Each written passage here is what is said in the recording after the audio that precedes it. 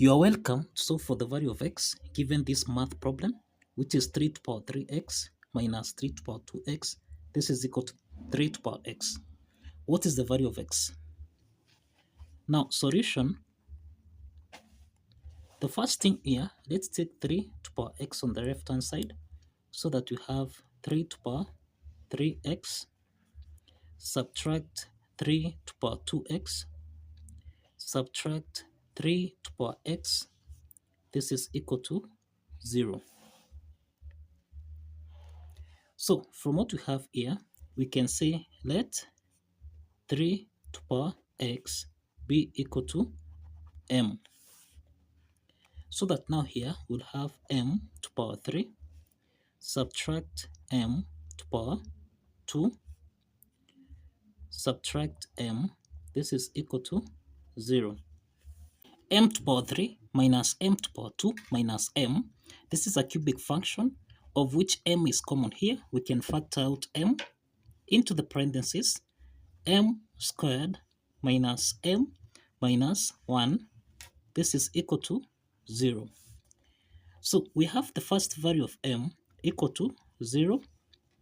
The second part here is a quadratic equation, which is m squared minus m minus 1, this is equal to 0. Now this quadratic equation is of the form am squared plus bm plus c, this is equal to 0. So from this quadratic equation, a is equal to 1, b is equal to minus 1, and c is equal to minus 1. Now to solve for m2, m3, we apply the quadratic formula, that's minus b plus or minus the square root of b squared minus 4ac divided by 2 times a. So in this case, let's substitute the values of a, b, and c. So here we have minus 1 plus or minus the square root of minus 1 squared, subtract 4 times a, which is 1, times c, which is minus 1. Then all this divided by 2 times 1. Now the next step here is that we have minus times minus 1, this is 1, plus or minus the square root of minus 1 squared, this is 1, minus 4 times minus 1, this is plus 4, divided by 2. So here we have 1 plus or minus the square root of 5 divided by 2. So this implies that we have that m2 is equal to 1 plus square root of 5 divided by 2. And we have m3, which is 1 minus square root of 5 divided by 2. So now we have the three values of m. We have that m1 is equal to 0, m2 and m3. This is what we have here. Now if you recall, we are saying that let 3 to power x be equal to m. Now from the first value of m, that's m1, which is equal to 0, this implies that 3 to power x, this is equal to 0. And this essentially means that the value of x is equal to 0. Now we have m2 and m3. So let's equate m2. We have 3 to power x, this is equal to m2 is 1 plus square root of 5 divided by 2.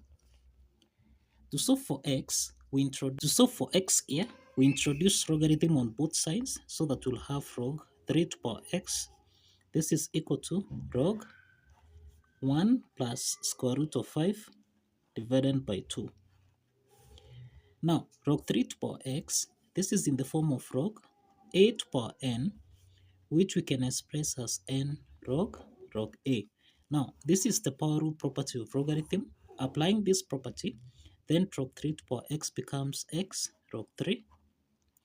This is equal to log 1 plus square root of 5 divided by 2.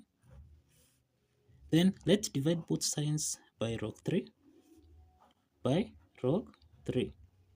So log 3 and log 3 simplifies so that x is equal to log, this is 1 plus square root of 5 divided by 2 divided by log 3. So log 1 plus square root of 5 divided by 2, this is in the form of log a divided by b, which we can express as log a subtract log b. So applying this property, then we have x equal to log, this is 1 plus square root of 5 divided by log 3 subtract log 2 divided by log 3. So in this case here, we have x is equal to log, now 1 plus square root of 5, this is the same thing as 3.23607 divided by log 3 subtract log 2 divided by log 3. So this implies that x is equal to, now this is 1.0689 subtract 0.6309, and this is implies that x is equal to 0.438. So this is the value of x. This is the value of x.